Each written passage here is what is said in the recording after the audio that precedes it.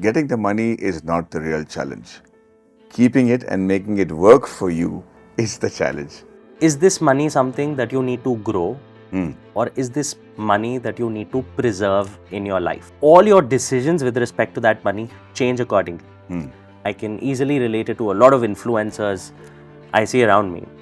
They happen to make suddenly a lot more money that their parents have also never seen. And because they're so young, in their early 20s, they start extrapolating that to their entire life, thinking that That's it a will continue. very important point. In a year or in a month, I made more money than my parents made in 20 years. And I started extrapolating, saying, "Oh, this is going to be my income for the rest of my life. So let's see what are the luxuries I can enjoy." If you think about wealth, it's not just money. There is time, there is health, there is relationships, there is knowledge.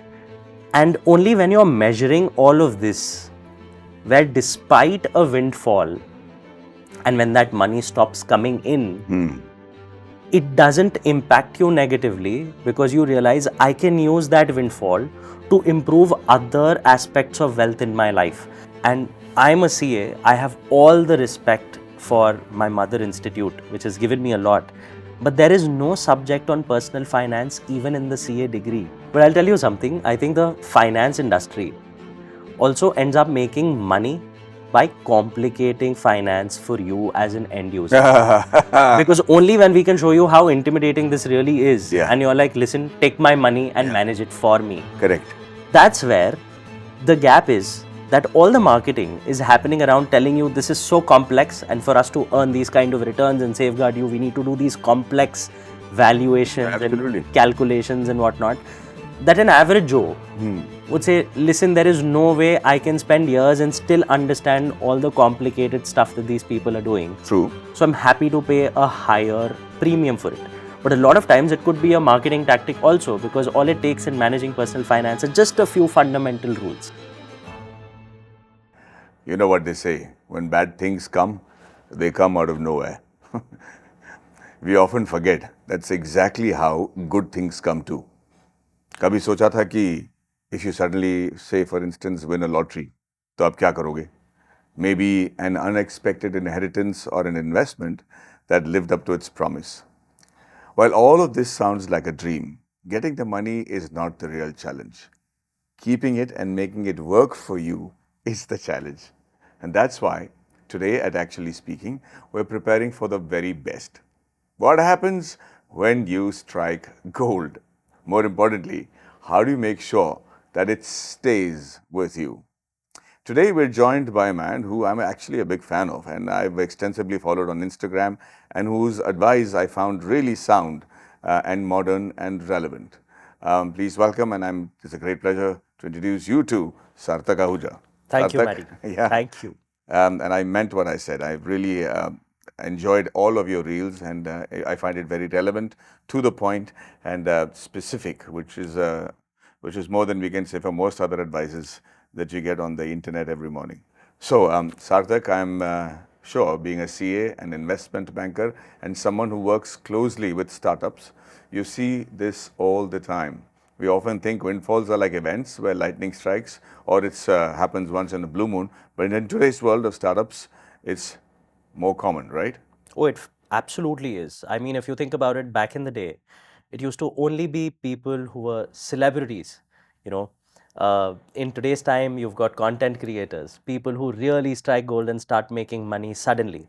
But if you look at the startup world, it's not just the founders who end up selling shares in their company and make a lot of money all in one go. It's also employees, right? Like there are ESOP payouts. Correct. Which can be fabulous, like almost as much. I've met founders who say that my entire team, or at least 40% of my team, has been able to put in the deposit to be able to book a house for themselves, which is fabulous. Yeah. And if you add the list of actors too in the media, 100%. influencers, Yeah. for instance, right?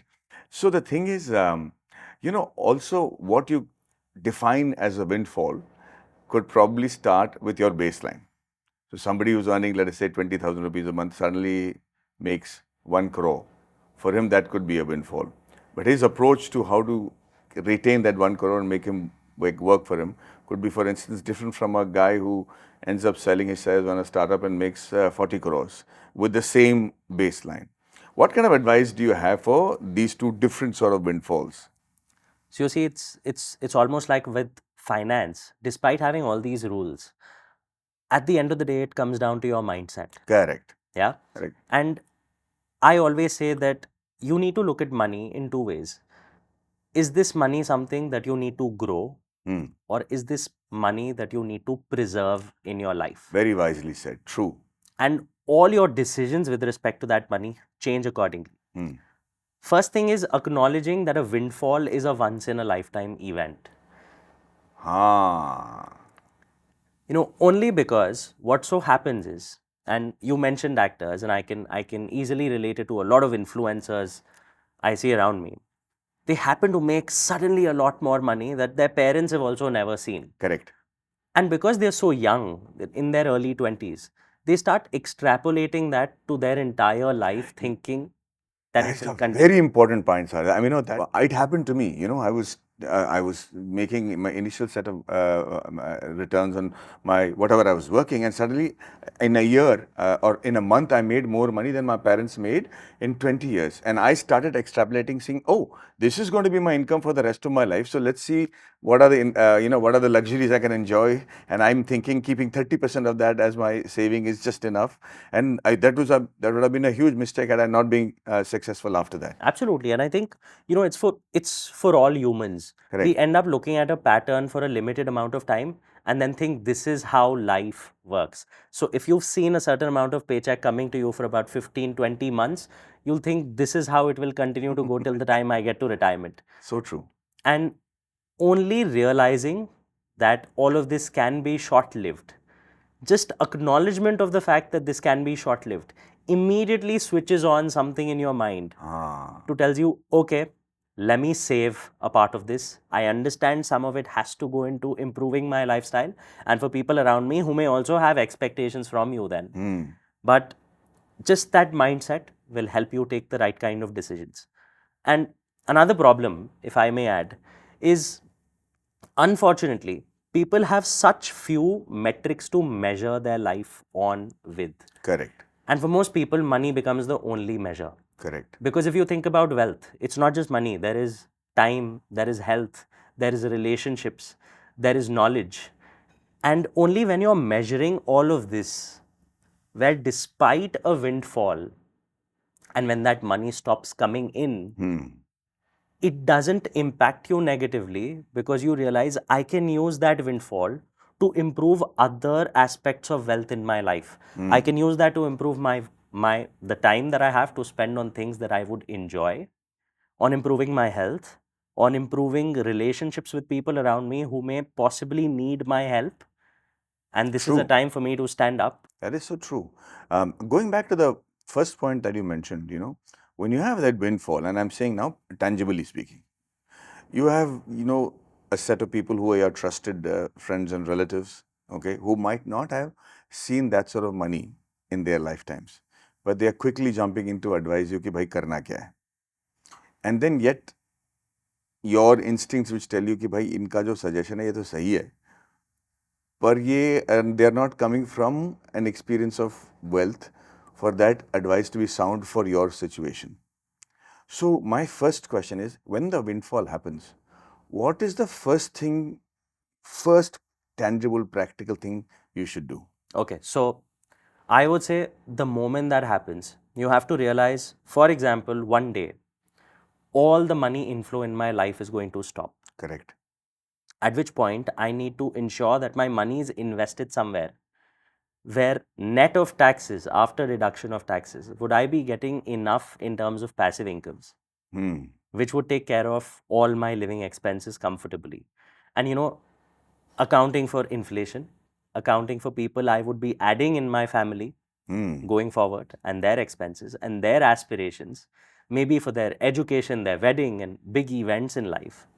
Until the time you haven't gotten to that accumulation of wealth which can generate that kind of passive income, knowing that there are tools and products available such as in the form of insurance, be it medical or life, that at least first you put a small sum to that God forbid something unforgiving happens, at least you have a financial product to fall back on. It is so true. We were doing other podcasts, and I really wish somebody had told me this when I was 24 years old and healthy. That the best thing you can do is take a long-term health insurance. Absolutely. It's basic things like this that are not even taught in schools. Yeah, I think there should be a subject which says, "Boss, this is how you should handle your financial 100%. life." Right? 100%. In surprisingly, I'll tell you, it's not just about school.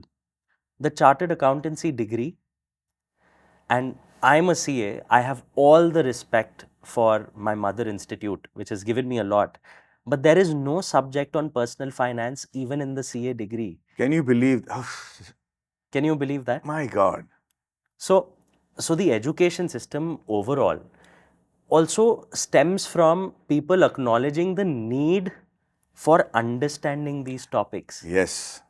And I think over the years, just the Indian culture has been such that parents feel if we start discussing money with our children a little too early, they'll be spoiled and this is their time to study. But I think if there is a curriculum to say how much should you be teaching when, so that they grow into it organically with understanding. So true, Sarthak. I think that's something that even the government should take into process to add into consideration to make this as a part of a curriculum at a much earlier stage, because nobody is really preparing these 23 and 26-year-old guys to become Lakhpatis and Crorepatis at this age, right? And and I'll tell you a shocking fact, and I realized that as you're talking, that when you're studying in the 12th standard, for instance, you have to choose on the 10th standard, you have to choose between science and commerce or arts, right? I chose science. And because I chose science, chartered accountancy or balance sheets, or for a lack of better word, even the terminologies was not part of my life. All engineering aspects, all technical terms were. So when I actually started making money, I didn't even know what a balance sheet meant. I was educated, I was academically qualified, but there was this very important aspect of my life that I had to rely entirely on a professional to tell me. And I'm telling you, despite all my exposure, I'm still, people are surprised at how dumb I am when I speak to my CA. But I'll tell you something, I think the finance industry also ends up making money by complicating finance for you as an end user. Because only when we can show you how intimidating this really is, Yeah. and you're like, listen, take my money and Yeah. manage it for me. Correct. That's where the gap is, that all the marketing is happening around telling you this is so complex, and for us to earn these kind of returns and safeguard you, we need to do these complex valuations Absolutely. and calculations and whatnot, that an average Joe would say, listen, there is no way I can spend years and still understand all the complicated stuff that these people are doing. True. So I'm happy to pay a higher premium for it. But a lot of times it could be a marketing tactic also, because all it takes in managing personal finance are just a few fundamental rules. Correct. No, and that's exactly what happened with me. I sat for my first, after my first Windfall, which happens to be an ad film that I did after my first movie, and the salary I got for my first movie and the salary I got for my ad film after that, there was a 40x jump. Right? Wow. So now the first thing that happens is you become very cautious, because you start thinking, okay, how many people are going to ask me money for their own issues to be Needs. solved? Yeah. Okay, and how many of them do you actually entertain, and how many of them do you actually make enemies out of by saying, I don't have the money to give you right now, which happens. Okay. Secondly, like you said correctly, they came in such complicated words and processes and dividends and percentages and taxes and saving the tax and everything. At the end of it, I said, can I just not save any tax? Just play the bloody tax. Let me know what is the amount that I'm actually able to use. And then first thing the advice was, put it in this particular fund, which I promptly did and lost all the money. Oh. It was supposed to be a government fund at that. So you didn't diversify is what you're saying. I didn't even know what diversify means 30 years ago. You know what I'm saying? So coming back, can you tell me what exactly goes through the mind of the people when the money starts coming in? Money isn't something that is cold or hard, or, there are a lot of emotions attached to it when it comes, like I was just saying. What do you think goes through their mind, and what should we look out for when that windfall happens, the instant it happens? This reminds me of the time where I was almost getting done with school.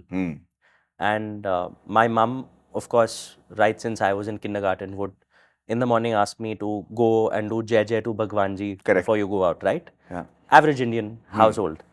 And one day she told me that when you're praying to God, when you ask for growth, don't ask for exponential growth. God would want you to grow, even if it's just at 1-2% every year or every day or every month, and that's okay. Because the moment you suddenly grow too much, even if you fall by 5% after that, Correct. the impact it has on your mindset is something that most people are unable to handle. I've seen that. So suddenly, in terms of baseline that you mentioned, if a person all of a sudden in a particular year makes a couple of crores where they were not even making a couple of lakhs, in the following year, even if they come down to 50% of it, it's a massive blow to their self-respect, Correct. to their confidence, despite making more than other people. Correct. I think the battles with those demons in their mind that they're not relevant enough, that they're not skilled enough, Or that they're failing. or that they're failing, can actually do much more harm to their confidence, which also starts reflecting in their work because they're not focused on adding value, they're focused on hiding those insecurities and those failures, which are also self-created. Very, very well said. I think I cannot agree more with what Sarthak is saying because I've been through it. And I think what I need to emphasize कि भाई अगर पैसे कम हो जाते हैं या आपकी earning अगले साल कम हो जाती है तो आपको तकलीफ इसलिए होती है क्योंकि आप एक साल के बारे में सोच रहे हो। पर अगर आप ये सोचो कि अगर जो पिछले विंडफॉल हुआ था वो आपकी ज़िंदगी भर की कमाई में से एक हिस्सा है और ये साल जो आपने कमाया वो भी आपकी ज़िंदगी के बारे में एक दूसरा हिस्सा है और समाज के बारे में या जो लोग आपके सक्सेस और फेलियर के बारे में बात कर रहे हैं या आपके सक्सेस से जिनको ईर्ष्या है और जिन लोगों को लगता है कि यार पिछले बार तो इतना कमाया, मैं कह रहा था ना एक बार होगा बाकी वो नहीं होगा, ये जो हमारे हर फिल्म के साथ होता है, मेरी फिल्म रिलीज होती है तो सबको लगता है ये फिल्म हिट है बाकी होगा नहीं, ऐसे कई हमारे महापुरुष हैं जो बातें करेंगे, उनकी बातों के बारे में आपको मतलब सोचने की बिल्कुल ज़रूरत नहीं है। एंड चूँकि मैं इस दौर से गुजर चुका हूँ, मैं कह रहा हूँ कि थोड़ी तकलीफ होती है, थोड़ी बहुत लोगों को लगता है कि यार क्या गलत कर रहा हूँ मैं, पर अगर जैसे सार्थक कह रहे थे कि अगर आप समझें कि जो पैसा आपके पास आए वो आपकी ज़िंदगी भर की कमाई में से एक हिस्सा है, अगले साल जो है वो भी आपकी ज़िंदगी भर की कमाई में से एक हिस्सा है और बगैर what I mean to say is that fall in your earnings for that year does not define whether you're doing something right or wrong. There could be many such factors that influence that earning. Absolutely. And I'll tell you something that is a very common benchmark I tell a bunch of my clients who are suddenly earning a lot more money than they're used to, is when you profile people into businessmen and into people who earn a salary. Say in India, in a tier 1 city today, be it in a Bombay, Delhi, Gurgaon, Bangalore, if you're a young couple with maybe a kid, if you look at all your expenses through the year, slim chance it will exceed 60 lakh per annum. Okay, let's say that again. Yeah? Wow. Imagine you're a young couple with a kid. You pay rent in a great colony, in a great looking house. You've got a domestic help. You get all your groceries wherever you want, international groceries, gourmet food. You're going on an international vacation. You're paying for your child to go to the best of schools. For most people, they will also find it hard to consistently spend more than 5 lakh per month. Wow. In the Indian context, they will find it hard to do that. Now, when I tell people that is 60 lakh rupees after you've made your entire expense P&L for the year, 60 lakh rupees in cash flow enough for you to live a comfortable life? And they'll say yes. Is your insurance taken care of? Are you putting money in certain savings and investments which will grow over a long period of time to build your retirement corpus or an emergency fund? Yes, that is taken care of. Then even if last year you made a crore and this year you're down to 90 lakhs, how does it make a difference? It's about understanding that your needs are very limited. Correct. All these numbers you put on top of it at times are just arbitrary numbers, because, and you end up giving up on so many other important things in your life So true. just running after that number. Yeah. You know, you're giving up on your health, you're giving up on time that you could spend with your child, with your wife. You could go on an extra holiday, which you're not going because you think, if I don't do this, I won't get my bonus this year, which will help me get to a 1.2 crore, because metrics are not being measured in life. I'm because I've been through it personally, Sarthak. I can tell you, I can vouch for that. What you said is so true, because when you had a young family with a young child in the house, you know, the child from the age group of 1 to 5 is not the same guy, and his growth and change is not the same when he's moving from 28 to 32. That's right. You know what I'm saying? Absolutely. There's barely any difference between a guy who's 28 and he's 32 or 33. But a child between 1 to 5 has changed. Between 5 to 10 is a lifetime change. Between 10 to 20, it's a completely different person. Absolutely. And those years, I think people don't even value it as they should, because it's not common years. Those intimate moments with your child as the child is growing and spending time with him or her is so important, because that 1 year is very different from any other year of your life. Those 3 years are so different from any other 3 years of that child's life or your life.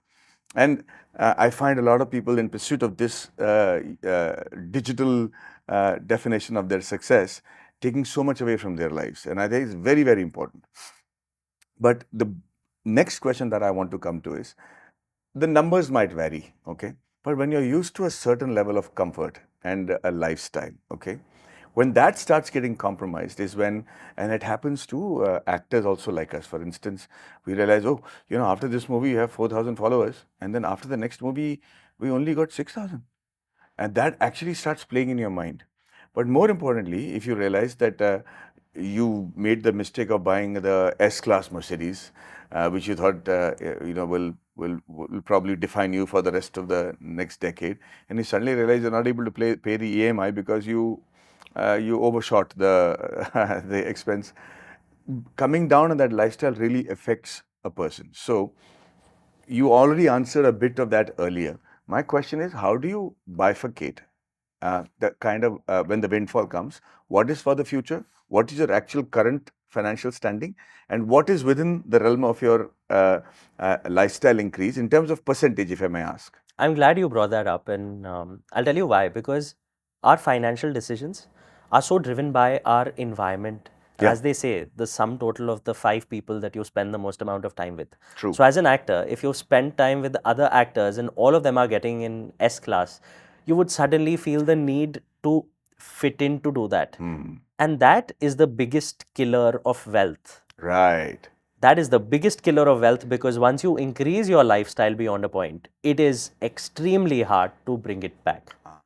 And I think the justification that a lot of people end up giving to themselves is, I need to continue spending on this because only when I look the part Correct. will I get the part. Correct.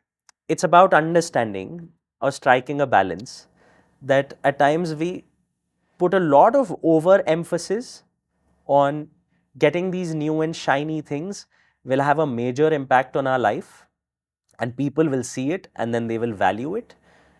In that process, we're actually devaluing ourselves, because that time could be spent on increasing our skills, maybe networking with the right kind of people, getting the right kind of work, which gets you actual income in the house.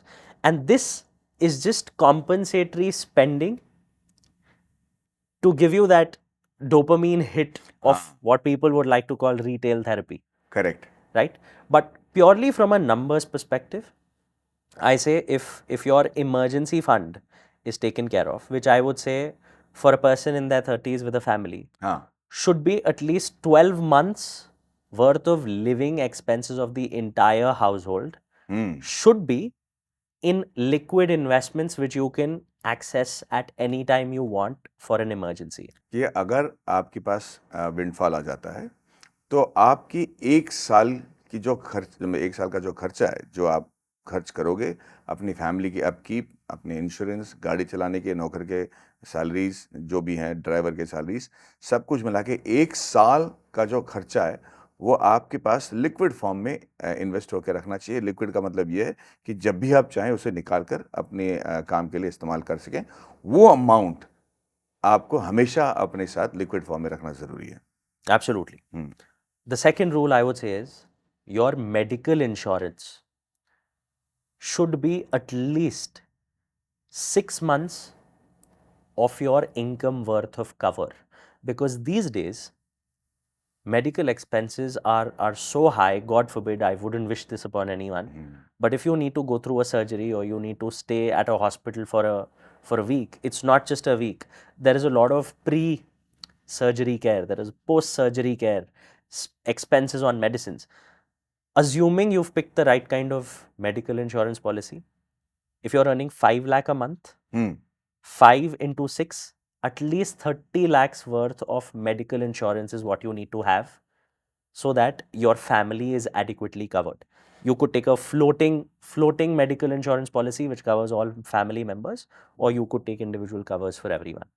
ये भी बहुत ज़रूरी है कि एक तो आपने 12 महीने के जो आपके जो खर्चे हैं उसको आपने अलग लगा दिया। इसके अलावा हेल्थ इंश्योरेंस, जो कि आपके खर्चों में से सबसे ज़्यादा हो सकता है अगर भगवान ना करे आपके साथ कुछ बुरा हो जाए, उसके लिए जो पैसों की ज़रूरत है वो ये है कि मान लीजिए आपकी तनख्वाह या आपकी रिक्वायरमेंट 5 लाख रुपए महीने की है, तो अगर कोई मेडिकल इमरजेंसी हो जाए तो आपकी जो मेडिकल कवर है वो कम से कम 6 महीने की, यानी कि 30 लाख रुपए के आसपास की कवर होनी चाहिए कि अगर कुछ आपके साथ हो जाए, आपको अस्पताल में रहना पड़े, आपको पोस्ट ऑपरेटिव केयर की ज़रूरत पड़े, तो ये 6 महीने के लिए जो खर्चा है ये भी आपके पास है, विदाउट हैविंग टू वरी कि भाई इसके दौरान अगर तनख्वाह नहीं आए तो मैं क्या करूँगा। Am I right on that? Absolutely. Ji. You're absolutely right. The third one would be getting a term insurance policy. A term insurance policy is, God forbid, tomorrow you're no longer there to support your family. Ji. There would be again a windfall that comes from the insurance, which should be a sufficient amount to be able to take care of your children's upkeep, your spouse's upkeep, your parents' upkeep, their expenses, and big family events. Now, what really happens is when you take an insurance policy, if today you think an insurance of 1 crore is good enough ji. if my family gets it, but say you're no longer there with your family 10 years from now, the value of that 1 crore is not the same 10 years later. True. It would have reduced to just about half the purchasing power of what it is today. Right. And 20 years from now, reduced further to possibly less than 1/4 of the purchasing power today. So I think a general thumb rule in personal finance is your annual expenses of the entire family, 20 times of that is a good term insurance cover to have. But of course, there is a lot more nuance into this. This thumb rule takes into account inflationary changes. This takes into account big life events, for example, saving for a child's education corpus for the future. This also takes into account certain loans that you may have taken in your life. For example, if a person takes a housing loan, today banks require them to take a term insurance of an equivalent amount, because if you pass away, how will the bank recover their money? So if the bank is so prudent, I normally tell people, if you're getting a home loan, get that term insurance to take care of it and give an equivalent term insurance to your family as well. So I think the same rules also apply in the case of a windfall. While you've got a lot of money, at least use these fundamental rules to figure out, is this basic checked off or not? And after that, whatever is remaining, you need to think, let me diversify this across different asset classes. And it's okay to be safe. As long as the investment you put money in is beating inflation and growing over a period of time, you don't need to invest in collectibles or crypto and NFTs and everything which is hot and sexy. And you feel like you're going to miss out if you don't invest. And Absolutely. somebody else is giving you a much more gleaming picture of their Absolutely. success. I agree with you. Because all that FOMO is marketing and it's not finance. Yeah, I agree. तो मैं आपसे एक ही थोड़ी ही देर में ये पूछने वाला हूँ, क्योंकि हमने तो फिलोसॉफिकली बता दिया और परसेंटेज के रूप में बता दिया, तो हमारे ऑडियंस को ये समझने के लिए कि एक्चुअली करना क्या है कि मान लीजिए एक बंदे की साल भर की कमाई जो है वो 4 लाख रुपए था। अब अचानक इस भाई साहब के पास 5 करोड़ रुपए आ गए। ये मैं पूछूंगा आपसे क्योंकि मैं चाहता हूं कि जो आदमी के तनख्वाह मतलब महीने के मतलब मान लीजिए कि 3 लाख या 4 लाख था और उसने साल भर में 80 लाख कमाया, अब इसके पास आ गए 5 करोड़ रुपए। तो इस 5 करोड़ रुपए में से कितने पैसे उसको रखने चाहिए, इन्वेस्ट करना चाहिए और खर्च करना चाहिए, इसका अगर हम तौर पर बता दें ताकि इस बंदे को पता चले कि मेरा वर्थ 5 करोड़ नहीं है। अगर मैं अपनी फैमिली और अपने लाइफ के बारे में सोचूं तो जो आज मेरा वर्थ है इस 5 करोड़ आने से उनको सुरक्षित रखने के बावजूद जो पैसा मेरे पास है वो तुम्हारा जंप है, वो हम अपने ऑडियंस को बताएंगे। पर अगले सवाल की ओर हम जा रहे हैं, which is does gender play a role in how we deal with money, like between men and women?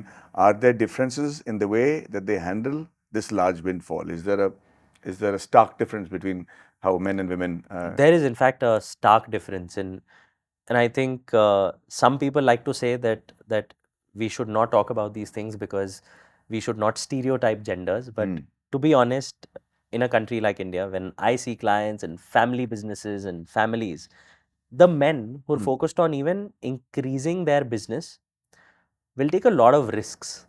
They'll take bank loans to set up a plant, to do something big. But the women at the same time, most of the times, even without letting their husbands know, would keep squirreling away some funds, into a safe asset. It could be gold, it could be a fixed deposit. And I remember this one client of mine, his wife told him 20 years ago, 25 years ago, she could see that he's really interested in and he's really fascinated by cars.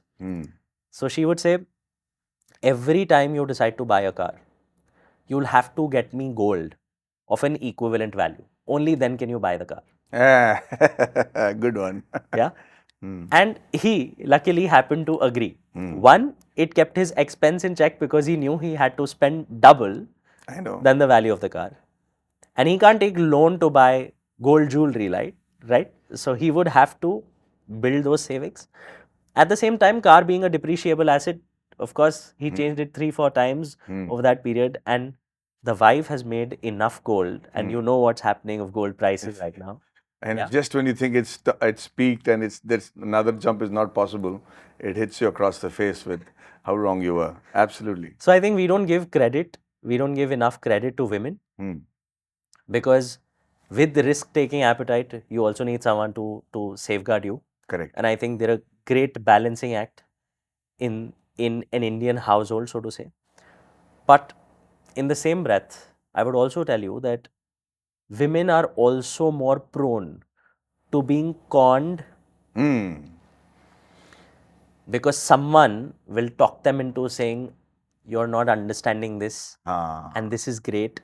And at some point, she'll give other people in the family the benefit of the doubt. Correct. To say, okay, they're thinking of our benefit and the family's benefit. Correct. And a lot of times people outside of the family who end up taking that money away.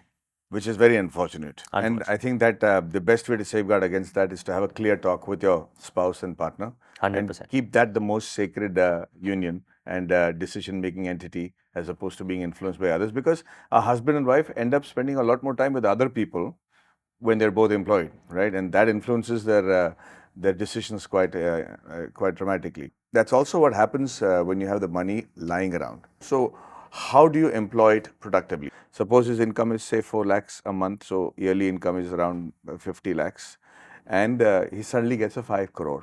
So what does this individual actually assume his net worth has grown by? Firstly, if the family sees this kind of money, they would have certain expectations of needs and wants they've been curbing so far. Correct. So I think the first thing is acknowledging it with the family that this is a one-time thing. And we should use a major part of it for future contingencies. But at the same time, do not take away the pleasures Correct. of a one-time gain from the family, assuming this is a good event Correct. because of which this windfall has happened. So I would say, even if you think of 1% of 5 crore, that's 5 lakh rupees. For you to take your family on a good international trip, 5 lakh could be a sufficient budget. Correct. Extend that to 2%, 10 lakh. You can have a fabulous time, make memories, mark that as something you did when you were blessed with a great windfall. Beautifully put, yeah. Punctuate that moment so that it becomes memorable for people, and their appetite for having lived that success to an extent is quenched, and then sanity sets in before you make the rest of the deployment, right? Absolutely. Especially children who've grown up in households who've not seen the struggle of a time where the family wasn't making enough money to make ends meet. At times have really high expectations, because when you go to the best of schools, you're also surrounded by people who could have much higher and better lifestyles than you. True. And then the relationship with parents can keep getting soured, thinking my parents don't give me as much as others' parents do. I think that's every child's grouse. Yeah. And I think that also stems from the fact it's not bad parenting, it's not a bad school. It's just the lack of not having good conversations around money management with your child at the right age. Correct. Because if you could tell them that, or at least make them aware of how much higher education costs today. If an Indian child wants to go to the US for his graduation or post-grad, I'm sure all of us would agree it costs more than 2-3 crores today. Yeah. It's only going to go up. Yeah. I think making them realize what we call delayed gratification, that this windfall is being kept away for your benefit in the future, so that you have better chances of access. All these things which will get you a lot more riches in the future. Is it wise sometimes to hide it also from the family members if it's not a public windfall? For instance, if it's not a lottery, or if it's not a bonus, or if it's not a sellout of the company. Suppose it's a windfall because of a relative leaving you back their assets, so your parents pass, or somebody passing away and leaving their family wealth to you. Is it smarter sometimes to hide that from the quality of, or the quantity of that money from that family and children, so that you don't get influenced with your... I would say 100%. Right? In case your family does not have the maturity to understand how to manage finances. But that also tells you that now, before they figure it out some way or the other, it means you need to start your path of financial education of people around you. Correct. And the moment you think they're a little mature, you will have to open up also from an estate planning perspective. God forbid, you're not there to support them in the future. They should know that there is a pool of wealth attached somewhere. तो सार्थक, आपने सही कहा कि अगर मान लीजिए 4 लाख कमा रहा है, 5 करोड़ आ गए, उसमें से 2% आप खर्च करके उनकी जितनी जो जिज्ञासा है, जो मतलब एपिटाइट है, उसको पूरा कर दो. फिर बाकी क्या करें उसके बाद? बाकी को आप सोचें basis your existing investment portfolio कि हमें इन्वेस्ट करना है. ब्लैंकेट इन्वेस्टमेंट एडवाइस मुझे देने में थोड़ा डर लगता है, बिकॉज जो भी ये सुन रहा है, हर किसी की नीड्स अलग होंगी, हर किसी की साइकोलॉजिकल रिस्क एपेटाइट अलग होगी on how they deal with money. But I would say diversification. Diversification में कई लोग बोलेंगे बिल्कुल फिक्स डिपॉजिट में नहीं डालना चाहिए. मैं बोलूंगा नहीं, ऐसा नहीं है. When we spoke about an emergency fund, I think that should go into something like a fix deposit. तो आप, जैसे आपने कहा कि 4 लाख है आपका, तो आपका 50 लाख अगर पर ईयर आप इनकम कमाते थे इस 5 करोड़ से पहले, तो पहले वो 50 लाख रुपए निकाल के आप अपने लिक्विड फंड में लिक्विडिटी में डाल दीजिए. तो आपका मतलब, तो आपका मान लीजिए ये आपका छुट्टी लेकर और ये आपका 1 साल का फिक्स डिपॉजिट लेकर आपने कुछ 60-70 लाख रुपए आपने निकाल लिया. बाकी आपके पास बचे मान लीजिए 4.5 करोड़ 30 लाख रुपए. अब मैं दूसरी चीज पे आऊंगा, which is for a lot of people getting a house is a very big emotional achievement in their lives. Also, it safeguards that they would have shelter after they stop earning, where they wouldn't have to pay rent. So if Buying a house is one such important aspect of your life. तो किस value के house के पास जाना है? हाँ. Absolutely. Great question. Because you should ensure that not more than 40% of your overall wealth, हाँ.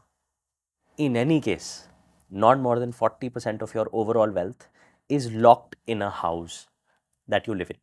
ठीक है. सो अगेन हिसाब करते हुए तो हमने आपका छुट्टी ले लिया, आपका 1 साल का लिक्विडिटी ले लिया, आपने कहा था टर्म इंश्योरेंस 6 महीने के रखने चाहिए, तो उसमें जो भी आपका खर्चा आएगा, यानी कि अगर आप अभी 4 लाख कमा रहे तो 6 महीने में जो आपको 24-25 लाख रुपए का टर्म इंश्योरेंस के लिए जो पैसे आपको देने पड़ेंगे वो दे दीजिए. तो ये सब करने के बाद मान लीजिए आपके पास 4 करोड़ बाकी. 4 करोड़ बाकी. 4 करोड़ में से आप कह रहे हो कि 40% जो है आप अपने घर की ओर बढ़ाइए. उससे ज़्यादा नहीं होना चाहिए. उससे ज़्यादा नहीं होना चाहिए. और मैं ये कहूँगा जिनके पास पहले से ही एंसेस्ट्रल प्रॉपर्टी है, कुछ है, हाँ. उनको ये करने की ज़रूरत नहीं है. हाँ. सो जिसके पास नहीं है, हाँ. तो मे बी अबाउट 1.5 करोड़ या 1.5 करोड़, 1.5 करोड़ के आसपास, उससे ऊपर ओवर स्ट्रेच ना करें. सो 1.5 करोड़ के आसपास अपने लिविंग कंडीशंस को इंप्रूव करने में आप डाल सकते हैं. मैं कहूँगा घर लेने के लिए मतलब हाँ, घर की तरफ अगर आपके पास मान लीजिए पुराना मकान है, आप उसको रिफर्बिश करना चाहते हैं, या ताकि उस केस में थोड़ा सा रूल चेंज होगा. अच्छा, हाँ, बताइए फिर. अगर आप रिफर्बिश करना चाहते हैं तो आप देखेंगे कि लगभग आज की डेट में इंडिया में किसी का 3 BHK फ्लैट है, उसे अच्छा बनाना है, इंटीरियर्स दोबारा करना है, ज़्यादातर केसेस में 15-20 लाख से ऊपर का खर्चा नहीं होगा. हाँ. तो आप अगर अपना एक 3 BHK जैसा घर है तो 15-20 लाख का बजट बनाइए, उसको अच्छा कीजिए, इम्प्रूव कर सकते हैं और बाकी पैसा बच गया. अब मैं कहूँगा बाकी चीज़ों को आप लॉन्ग टर्म इन्वेस्टमेंट में डालें जी, जिसका रिटर्न आपको उसको रोज ट्रैक उसका रिटर्न नहीं करना. हाँ. स्टॉक मार्केट में डालने से, और what really happens when people put in the stock market is because the value is visible on a daily and an hourly basis. Correct.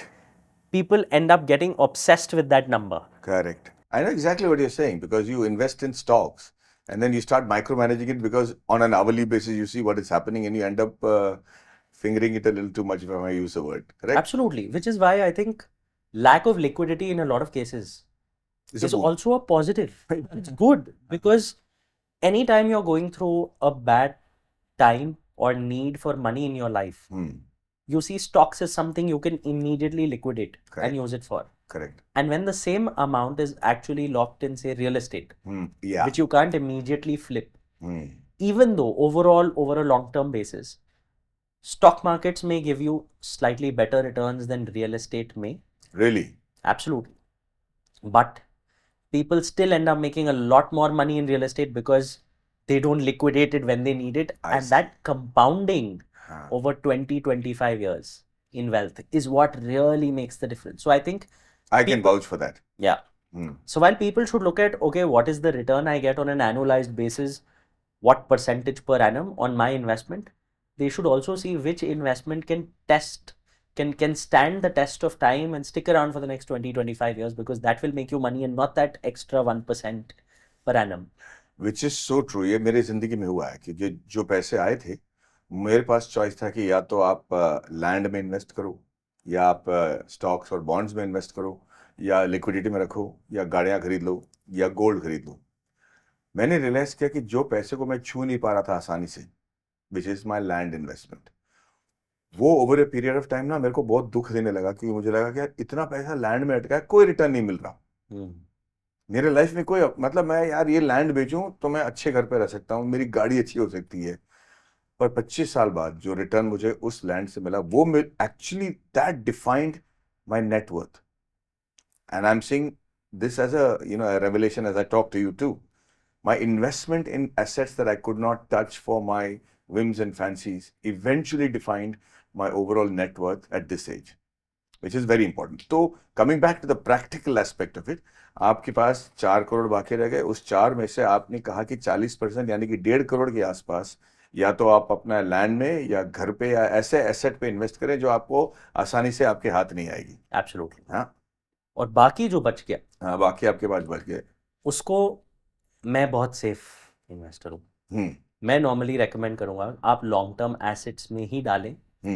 जैसे स्टॉक्स में डाल सकते हैं, बट स्टॉक्स में डालने के लिए you need knowledge of the stock market. You need knowledge of business to be able to evaluate which business to put money in. And I would recommend you put money in Nifty 50, which is an index fund. It is a collection of the top 50 stocks of India. Just put your money in a Nifty 50 index fund and you don't need to bother about individual stock picking. आप वो जो individual stock picking में जितना time लगाएंगे उसमें आप खरीद बेच करते रहेंगे, आप फिर you will finger with that investment pool. So you just put that money in Nifty 50. कितना डालें? तब ये 5 में से आपका 2.5 तो चलेगा। मैं समझ रहा हूँ आपके सब emergency funds, everything, insurance, everything is taken care of. Your family has enjoyed it. Ji. They've used तो it आपके for पास their लगभग needs. 2 करोड़ 40 लाख रुपए। 2 करोड़ 40 लाख बचे। मैं कहूँगा उसको आप डिवाइड कर सकते हैं 2 भागों में। 50% of that you can put in Nifty 50. And the remaining 50% you can put in gold. You can put in some safe bonds. So I normally say that a great investment pool to have is of 3 things: stocks, real estate and gold. बढ़िया। If you can optimize it to 1/3, 1/3, 1/3 at some point in your life, the general thumb rule will work for most people. तो ये windfall में से मतलब लोगों को समझाने के लिए मैं कह रहा हूँ कि आपके जो छुट्टियां मन गई, आपने उसका जश्न मना लिया, आपने अपने 1 साल की जो लिक्विडिटी है उसको साइड में डाल दिया, आपने इंश्योरेंस साइड में डाल दिया, आपने 40% जो बाकी है उसमें से आपने 1 करोड़ 40 लाख रुपए घर के लिए डाल दिया, बाकी निफ्टी 50 और गोल्ड में आपने बाकी 2.5 करोड़ में से डिस्ट्रीब्यूट करके आपने इन्वेस्ट कर लिया, तो आपके हाथ में कुछ नहीं बचता है। मैं कहूँगा, जो कि मैं फाइनेंशियल एक्सपर्ट हूँ नहीं, पर फिर भी मैं कहूँगा कि वो निफ्टी 50 में से जितना है उसमें से कम ये 25-30 लाख रुपए निकाल के एक ऐसा चीज पे आप डालिए जहाँ पे लोगों को लगे कि हाँ ये सक्सेसफुल हुआ है।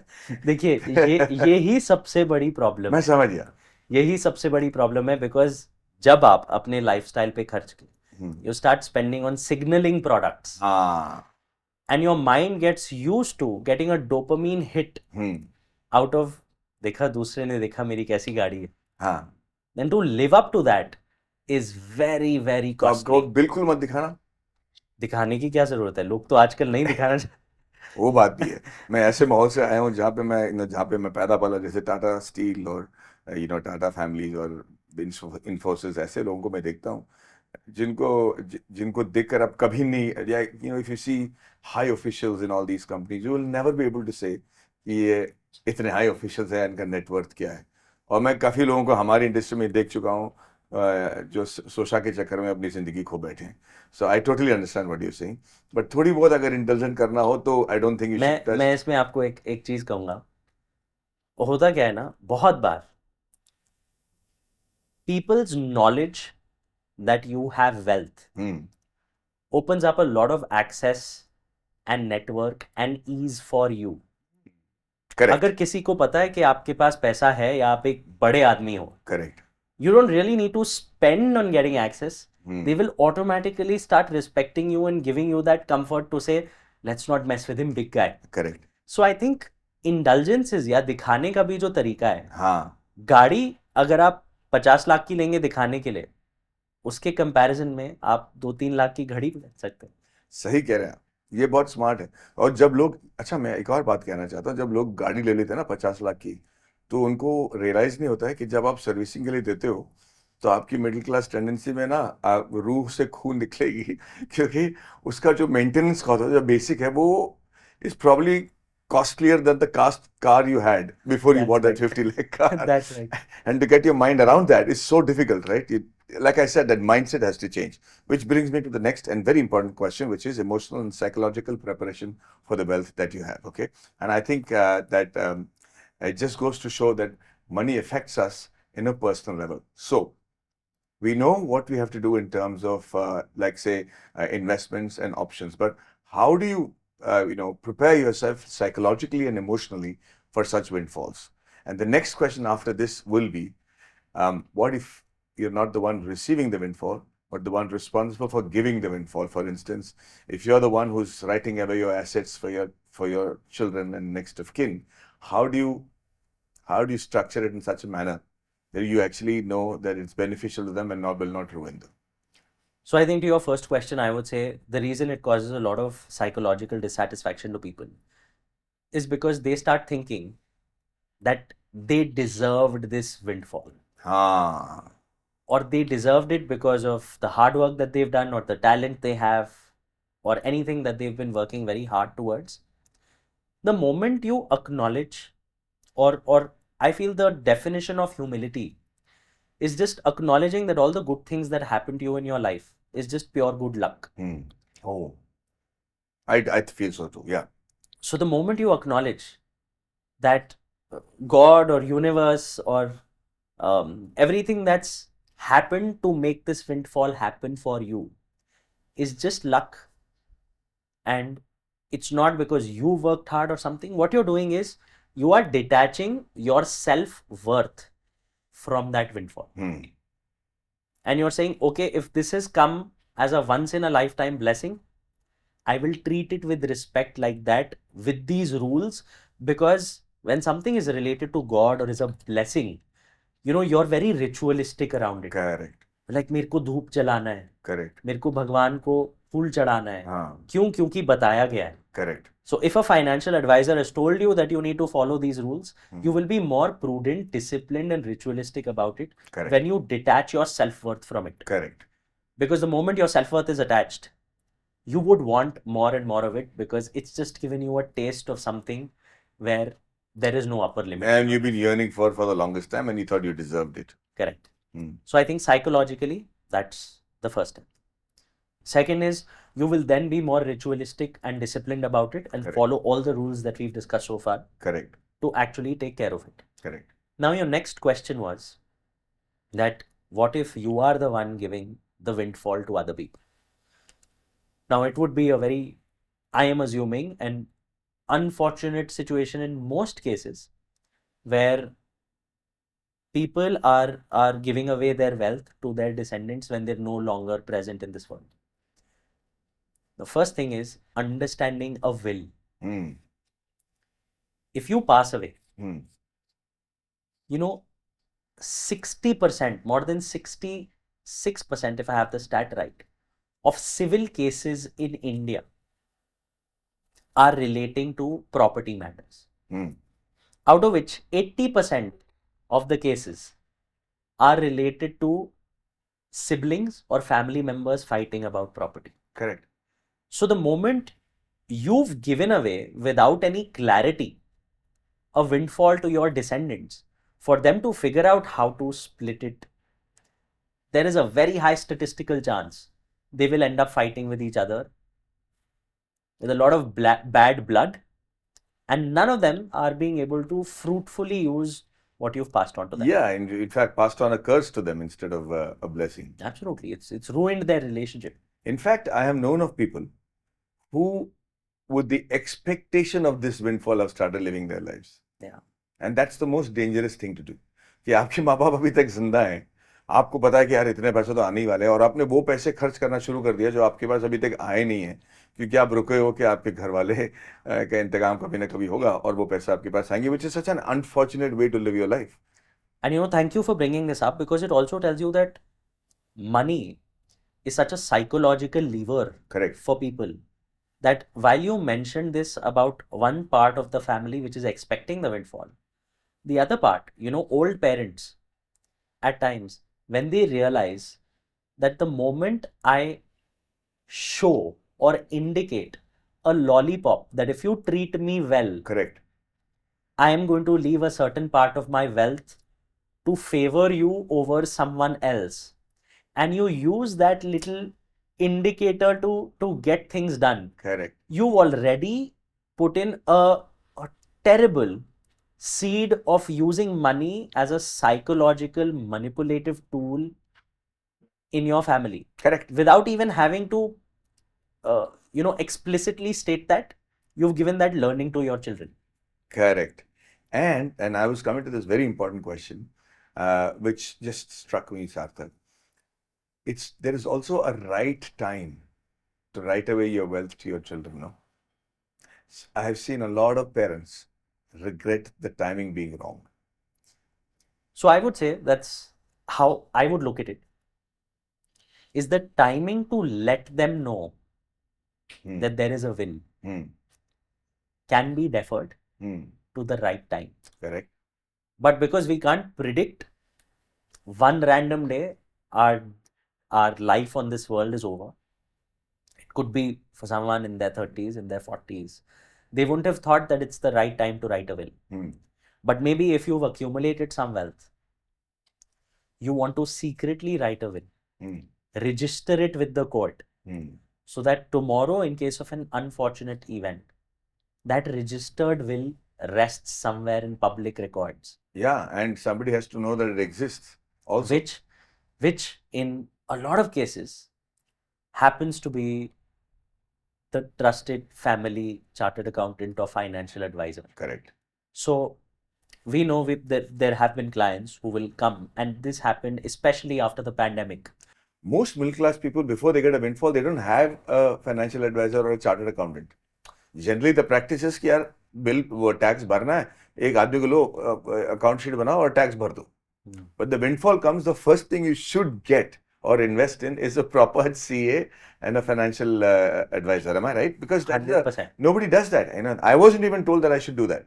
100%. Spend on getting educated and build that relationship. हाँ. लोगों के फैमिली डॉक्टर्स होते, उतनी ही बड़ी नीड फैमिली फाइनेंशियल एडवाइजर. ये बहुत बड़ी बात कह दी आपने. हाँ. Correct. So that family financial advisor is really important. So the moment you get a windfall, find that person. Correct. Build that relationship over a period of time. And Very don't tell them everything in one go. Correct. You know, just build it over a period of time. Let them gain your trust. हाँ. And then open up your cards. जब हम emotional की बात कर रहे हैं, बहुत माँ बाप को ये लगता है, और मुझे लगता है कि ये सख्त बात आप लोगों को कहना जरूरी है. मोम को लगता है कि मेरी जीती जी हमारे औलाद की अच्छी बात कुछ हो जाए तो वो अपना सारा एसेट उनके जीते जी ना अपने औलादों को या अपने डिसेंडेंट्स को लिख देते हैं, घर दे देते हैं, और इस उम्मीद में कि मेरा बेटा तो मेरा ख्याल रखेगा. मैं कह रहा हूँ ये जो विंडफॉल देने की जो टाइमिंग है ये बहुत ज़रूरी है. मैं आपसे ये कहूँगा, आई एम श्योर आप सब लविंग फैमिली में रहते हैं, पर आपके जीते जी आपका सारा एसेट आपके ही कंट्रोल में होना चाहिए, चाहे आपके डिसेंडेंट के साथ कुछ भी हो रहा हो. जब तक कोई मेडिकल इमरजेंसी नहीं है या उनकी जान खतरे में नहीं है, किसी और चीज के लिए किसी को हक नहीं बनता कि वो आपसे पैसा लें. जब आप बुजुर्ग बन गए हैं, नई गाड़ी लेनी है, बच्चे को बड़े कॉलेज में भेजना है, वो कह रहे हैं माँ बाप चलो, बेटे के बच्चे कह रहे हैं कि आप ये बेच दो वो बेच दो, बच्चे की पढ़ाई हो जाएगी, वो सब आप सोच समझ के कीजिएगा ताकि चाहे कुछ भी हो जाए. You know, sometimes you don't know how relationships manipulate, right? या यू आर एब्सोल्युटली राइट. तो जीते जीतो. And we're imagining someone, say, if someone has a lot of wealth. Correct. Keep at least 50% of your wealth with you.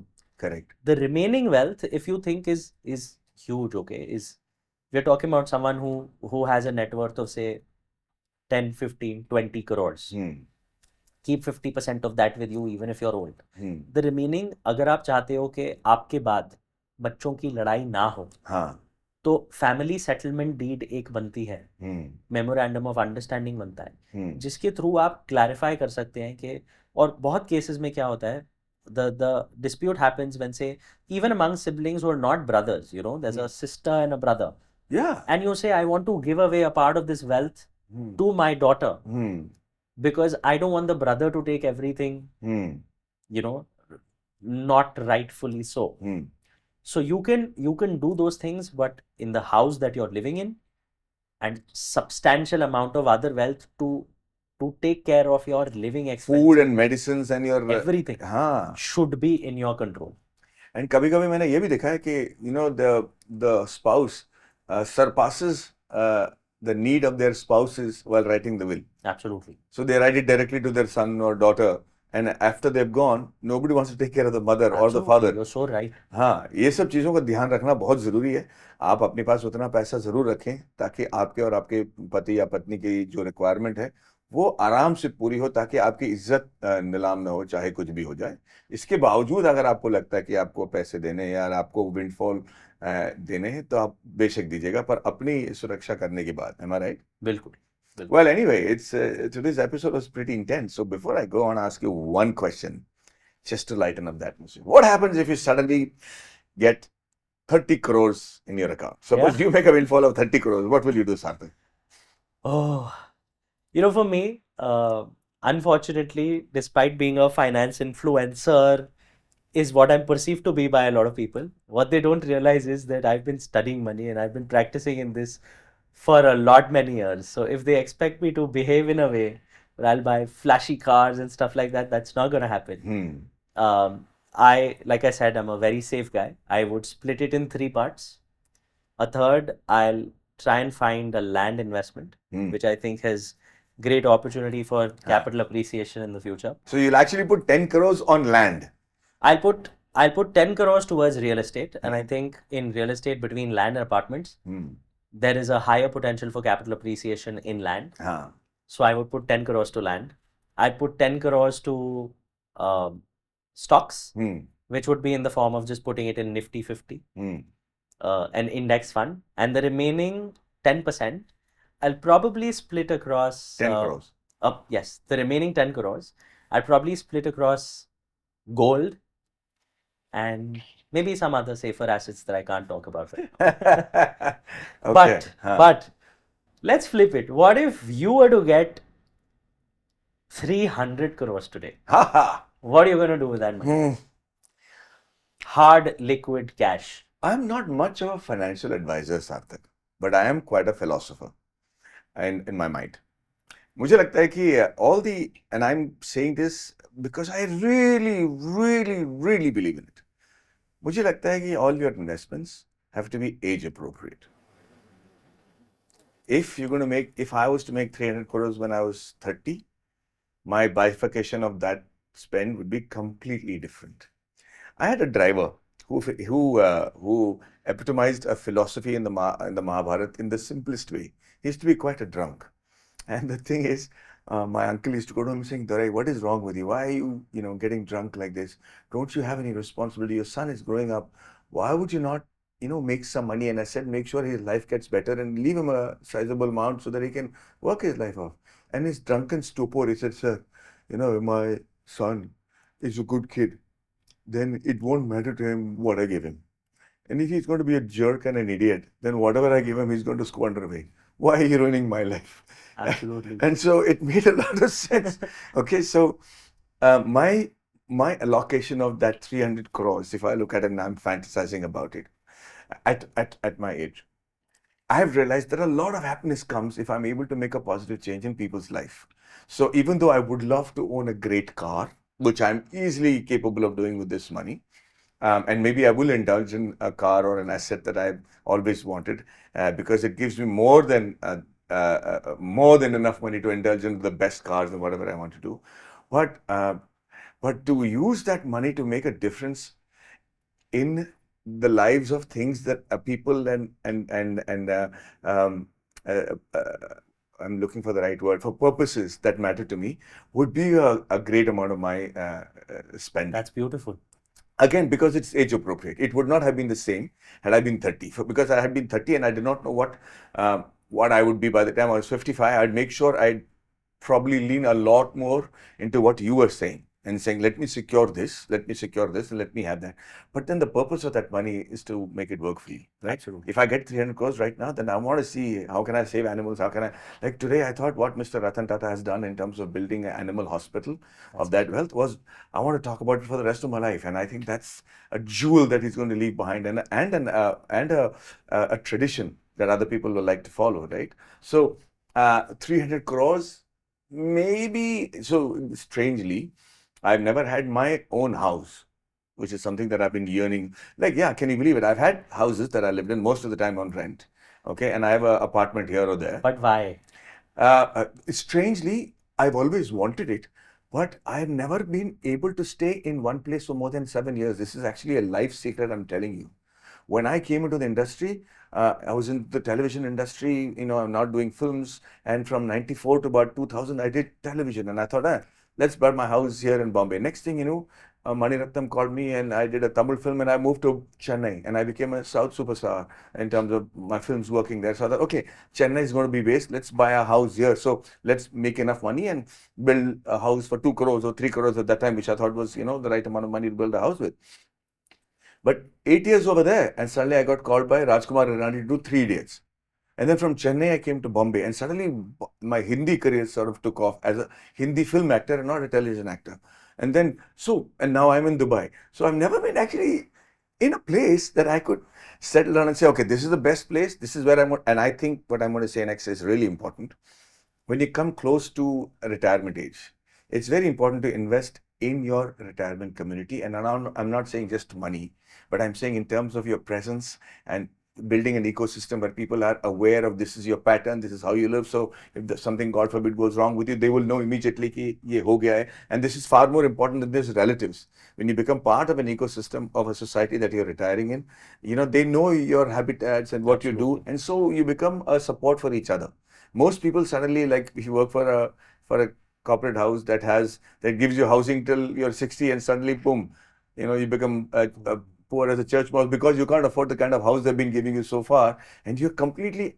It's happened to my relatives. They have to move out of Jamshedpur because they have retired, and they have to settle in Chennai or Bombay, and suddenly at 60 you're trying to make new friends. Very difficult. Very hard. You're trying to invest in a community that's दूध वाला के साथ दोस्ती करो, इसके साथ करो, to understand doctor कौन सा है भैया, because you're not going back to the doctor in Jamshedpur. You have a new set of medical people who have to understand your medication and the history behind it. It's a big challenge. So I would invest in my retirement community, as I call it. And I suddenly didn't realize that every 7 साल तो मैं change कर ही रहा हूँ. So I didn't have a house. So now I know for sure what I want to do, and I want to build. I will definitely get myself a house. And again, out of experience, I'm saying not a big house, because my wife is very clear कि मेरे घर में 2 लोग होंगे. I want to move around the house the way I want to. I don't want 16 men looking at me when I'm walking. Just because you want to live in a lavish house, and she's got a point. It's just true. So a nice house that I can manage on my own without domestic help, if it comes down to that, and live in a place that I can take my walks, and that kind of a house. And then instead of making my son feel that he's extremely empowered and privileged because of this money, I will get with him, because he also shares my idea of where we should invest money in terms of helping the animals or the kind of causes that make sense to us, and do that together. And then see, so I'm not able to allocate in my mind, because 300 crores is such a lot of money that if I want, I can put a certain amount of money that will make sure that at least the next 4 generations are not suffering for the lack of food and basic comfort. That kind of investment I can do. But I really want to see in my lifetime what changes I can make to the world. I think that would have been a large part of the investment. That's beautiful. And I'm looking forward to checking out your first house. Well, you'll be the first one to be invited, and you tell me if I made a mistake with it or not. It was an intense episode, but I think this humor in the end was much desired. We spoke about the practicalities of managing sudden wealth and its emotional repercussions. But एक बात तो clear है. A windfall can either represent a life-altering opportunity or just as easily become a curse if not approached with care and wisdom. We've learned, and so wonderfully with Sarthak, that the key just isn't in securing the money and making the right investment, but it's also understanding ourselves. So, how do we react to sudden wealth? Whether with prudence or recklessness, can reveal deeper truths about our values, our fears, and our dreams. But before we leave, I want you to think about this. If you were to get a windfall, what would you do? What would you indulge in? What would you save for? And what would you plan for? Food for thought for the day. And I can tell you, it's going to leave you thinking for a long time, and people will be wondering why you're spaced out. Thanks for watching.